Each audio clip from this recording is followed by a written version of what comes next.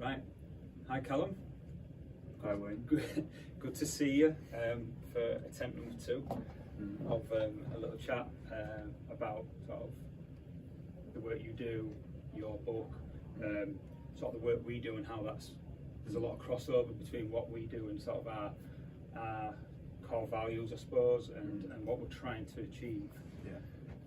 So to sort of start things off, do you want to sort of tell us a bit about yourself and your background, particularly in terms of employment? Yeah, so what I'll firstly say is thank you for having me on again. And what I'll firstly say is that I was diagnosed with autism at 8 years old, and after getting a grade B in my A levels, and then coming out with a first class honours degree in university, I went into employment, and I only lasted there for 3 weeks because, as you can probably tell, it was quite a bad experience from my side. So to put it into short, my manager didn't make the necessary adjustments for me in terms of helping me to familiarise myself with the role that I was required to do to help the company become a success. And then also as well, the room, in terms of familiarising myself with the environment as well. But then also on the flip side, I had a good employment experience, and this was when I was still in university. I did something called a placement year. I'm not sure if you're aware of a placement year. Yeah, but you can what a placement year is. Yeah. So a placement year is an option that some university degrees offer, and that is where you can go out into a company that is relevant to the field of your studies, and then being in a role for 16 months essentially. It was a good experience because they did the reverse, compared to the employer that gave me the bad experience, where they gave me time to process the new environment, and also they gave me extensive training in the role that I was chosen for.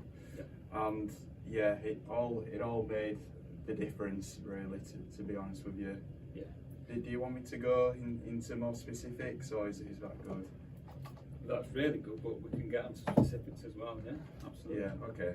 So one area that really helped me was we did these morning meetings from time to time, where each team member shared how they'd progressed, maybe from the previous day before, or from within the week in general. And that really helped me to see that there was a real team spirit there. And in terms of, because I struggle to know when to get a word in edgeways from time to time, if it's in a group discussion, and they came up with the brilliant idea of maybe getting a ball from somewhere and then passing it along to each other, so then everyone got a turn in terms of having a say. So it just felt a lot more relaxed, the experience, to put it in short, whereas I could really sense from the other company that it was a real high pressure environment, and yeah, it wasn't really geared up for myself, who suffers from time anxiety.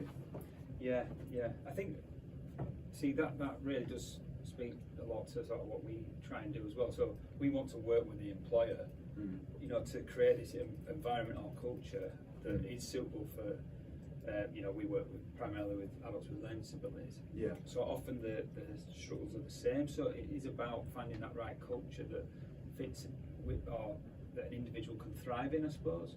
In terms of your bad experience, though, did that ever make you feel like, or put you off work almost, or make you not want to work ever? It did. So I felt like I didn't want to have an employer afterwards. I felt like I wanted to take charge of my own schedule and take charge of the tasks that I wanted to do as well. Yeah. And it made me feel like I didn't want to have a line manager again.